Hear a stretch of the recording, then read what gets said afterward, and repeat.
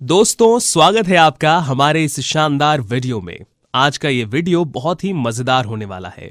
आज हम हमारे पड़ोसी देश नेपाल के बारे में कुछ रोचक फैक्ट्स बताएंगे, जिन्हें सुनकर आप बोलेंगे क्या फैक्ट्स बताए हैं। इससे पहले कि हम वीडियो की शुरुआत करें, हमने रशिया के बारे में कुछ फैक्ट्स अपने पहले वीडियो में भी बताए थे, तो उसको देखना ना भूलिएगा। नंबर 15, आपको पता ही होगा कि भारत पर पहले अंग्रेजों ने कब्जा किया था और ज्यादातर देशों में भी अंग्रेजों ने कब्जा किया था। इसीलिए आपको कुछ देशों में दिखेगा कि वहां के लोग इंडिपेंडेंस डे मनाते हैं, पर नेपाल का कोई भी इंडिपेंडेंस डे नहीं है।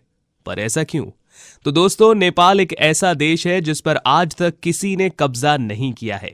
ये एक बहुत ही अच्छी बात है और काश हमारे भारत पर भी कोई कब्जा नहीं करता, तब हमारे भारत के पास आज के समय में बहुत पैसे होते। नंबर 14, क्या आपने कभी येती जानवर के बारे में सुना है? अगर नहीं सुना तो मैं आपको बता दूं कि एक बहुत ही बड़े जानवर होते हैं, जो कि हम इंसानों से भी बहुत बड़े होते हैं। कुछ लोग कहते हैं कि ये होते हैं और उन्होंने देखा भी है, पर अभी तक किसी को भी नहीं पता कि ये होते हैं या नहीं। ये बर्फीले इलाकों में रहते हैं, पर कुछ लोग ऐसा कहते हैं कि नेपाल के पहाड़ों में इन्हें देखा गया है।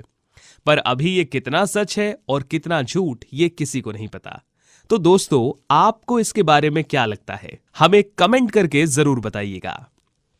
नंबर 13, नेपाल वैसे तो एक बहुत ही छोटा देश है, पर छोटा होने के बाद भी यहां 80 से ज्यादा धर्म है और 120 से भी ज्यादा भाषाएं बोली जाती हैं। यहां का ऑफिशियल धर्म हिंदुइज्म है, पर 80 से ज्यादा धर्म होने के बाद भी इस देश में धर्म से जुड़े कोई भी हिंसा या दंगे नहीं हुए हैं, जो कि ये दिखाता है कि इस देश में लोग धर्म को ना देखकर इंसान को देखते हैं, जो कि एक बहुत ही बढ़िया बात है।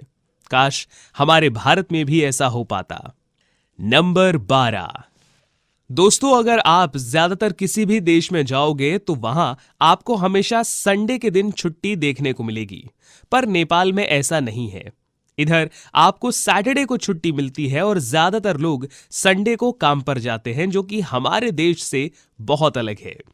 नंबर 11, नेपाल की औरतों को बराबर का कानून है, लेकिन नेपाल में औरतों के साथ बहुत अत्याचार किया जाता है। पुरुष प्रधान देश में औरतों को दासी के रूप में रखा जाता है, जिसमें यौन उत्पीड़न, रेप, मारपीट मुख्य है।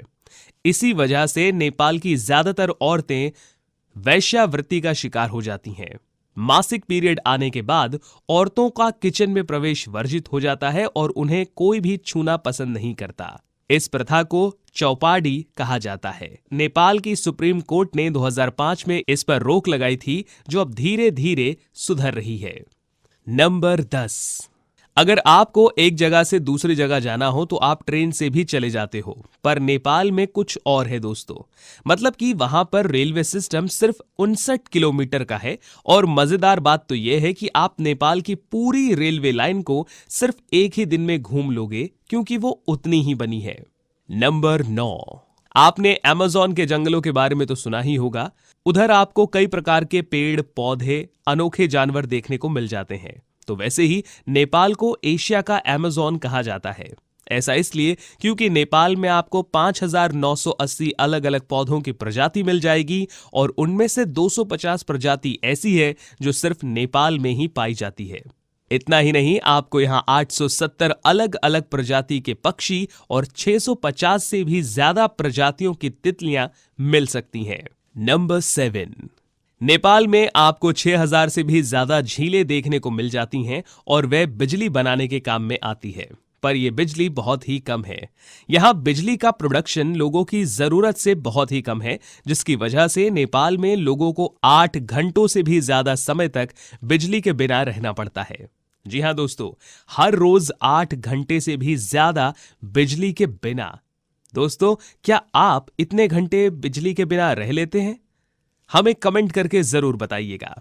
नंबर 6, 2015 में नेपाल में एक बहुत ही बड़ा भूकंप आया था, जो कि 7.9 रिएक्टर स्केल का था, जिसने इधर 8000 से भी ज्यादा लोगों की जान ली। पर चौंका देने वाली बात यह है कि यह भूकंप इतना जोरदार था कि इसने उधर की जमीन को करीब 3 फुट ऊंचा उठा दिया था, जिसकी वजह से वहां की बहुत सारी इमारतों को नुकसान पहुंचा था।